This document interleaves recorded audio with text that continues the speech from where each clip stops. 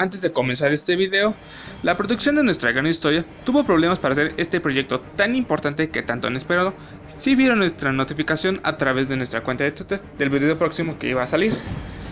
Por el momento vamos a dejarles esta primera parte basado en el tema, pero habrá otras historias que contarles, incluyendo del tema que íbamos a contar hoy. Así que comencemos.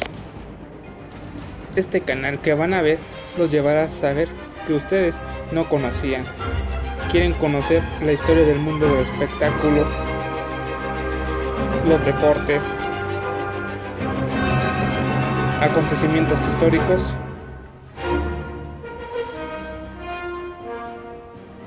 y mucho más. Si quieren saber más de historia, vamos a saber esta experiencia que tú te puedes imaginar a través de nuestra gran historia.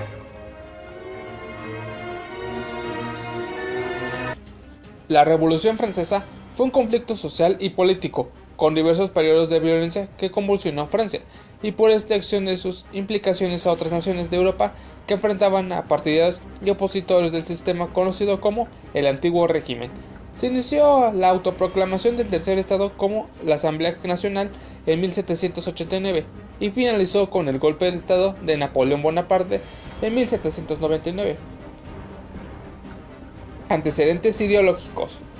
Los escritores ilustrados del siglo XVIII, filósofos, políticos, científicos y economistas denominados como filósofos, y a partir de 1751, los enciclopedistas contribuyeron a minar las bases del derecho divino de los reyes. La filosofía de la Ilustración ha desempeñado pues un rol significativo en el giro que tomaron estos eventos históricos, pero su influencia debe relatarse de un modo más matizado.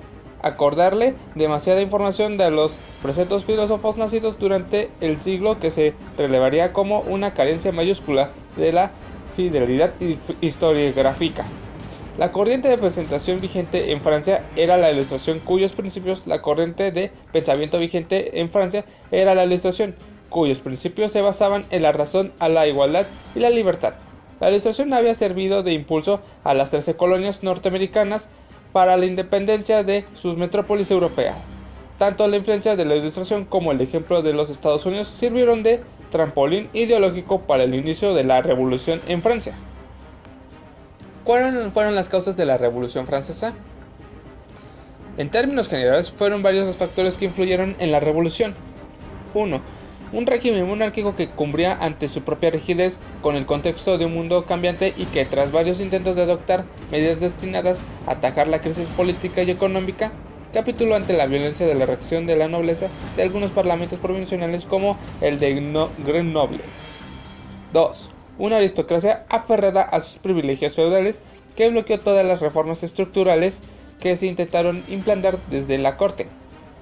3. El auge de una clase burguesa nacida en siglos atrás, que había alcanzado un gran poder en el terreno económico, que ahora empezaba a promulgar un político, y su riqueza y su cultura había elevado al primer puesto en la sociedad, posición que estaba en contradicción con la existencia de los estamentos privilegiados, nobleza y clero.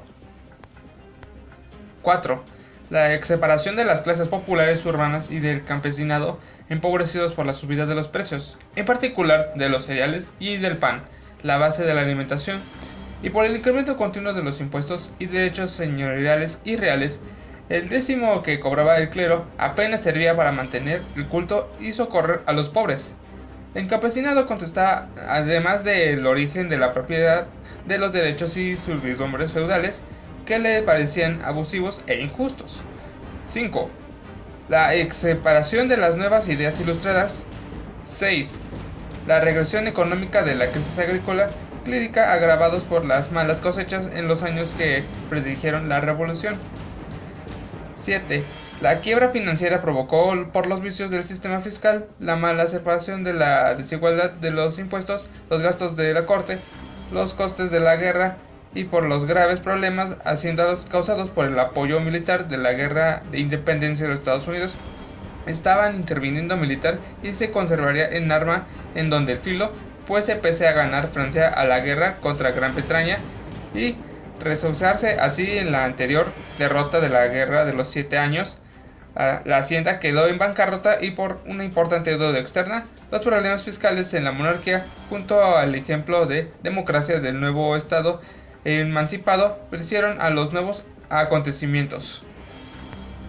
Desde el punto de vista político, fueron fundamentales ideas tales como expuestas por Voltaire, Montesquieu, Diderot o Montesquieu. Por ejemplo, los conceptos de libertad política, de fraternidad, de igualdad, o un rechazo de una sociedad dividida, o las nuevas teorías políticas sobre la separación de poderes del Estado. Todo ello fue corrompido el prestigio de las instituciones del antiguo régimen y ayudando a su desplome. Desde el punto de vista económico, la inimaginable deuda del Estado fue exardada por un sistema de extrema desigualdad social y de los altos impuestos que los estamentos privilegiados, nobleza y clero no tenía obligación de pagar, pero se oprimía del resto de la sociedad. Hubo un aumento de los gastos del Estado simultáneo a un descenso de la producción agraria y terratenientes y campesinos, a lo que produjo una grave escasez de alimentos en meses precedentes de la revolución. Las tensiones tanto sociales como políticas, mucho tiempo contenidas, se desataron una gran crisis económica a consecuencia de los dos hechos puntuales señalados: la colaboración integrada de Francia con la causa de la independencia estadounidense, que quiere decir que ocasionó un gigantesco déficit fiscal, y el aumento de los precios agrícolas. Estados Generales de 1789. Los Estados Generales estaban formados por los representantes de cada estamento. Estos estaban separados a la hora de deliberar y tenía solo un voto por estamento. La convocatoria de 1789 fue un motivo de preocupación para la oposición, por cuando existía la creencia de que no era otra cosa que un intento por parte de la monarquía de manipular la asamblea a su antojo. La cuestión que se planteaba era importante. Estaba en juego la idea de la soberanía nacional, es decir, admitir que el conjunto de los diputados de los Estados Generales representa la voluntad de la nación. El tercer impacto de los Estados Generales fue un gran tumulto político, particularmente por la determinación del sistema de votación del Parlamento París, opuesto a que se mantuviera el sistema de votación que se había usado en 1614. Si bien los magistrados no estaban seguros acerca del cual había estado representando la nobleza y el resto de la población, principalmente la burguesía y el campesinado. Inmediatamente, un grupo de liberales parisinos denominado Comité de los 30, compuesto principalmente por gente de la nobleza, comenzó a protestar y a llevar reclamo que se duplicaría el número de asambleas con derecho a voto del tercer estado, que quiere decir los comunes. El gobierno aceptó esta propuesta, pero dejó la asamblea a labor de determinar el derecho de voto. Esto acabó suelto, creó un gran tumulto. El rey Luis XVI, una parte de la nobleza, no aceptaron la situación. Los miembros del tercer estamento se autoproclamaron Asamblea Nacional y se comprometieron a escribir una constitución. Sectores de la aristocracia confiaban en que estos estados generales pudieran servir para recuperar parte del poder perdido, pero con el contexto social ya no era el mismo en 1614. Ahora existe una élite burguesa que tenía una serie de reivindicaciones e intereses que chocaban frontalmente con los de la nobleza. Asamblea Nacional. Cuando finalmente los Estados Generales de Francia se reunieron en Versalles el 5 de mayo de 1789 y se originaron las disputas respecto al tema de las votaciones, los miembros del tercer estado debieron verificar sus propias credenciales, comenzando a hacerlo el 28 de mayo y finalizando el 17 de junio, cuando los miembros del tercer estado se declararon como los únicos integrantes de la Asamblea Nacional.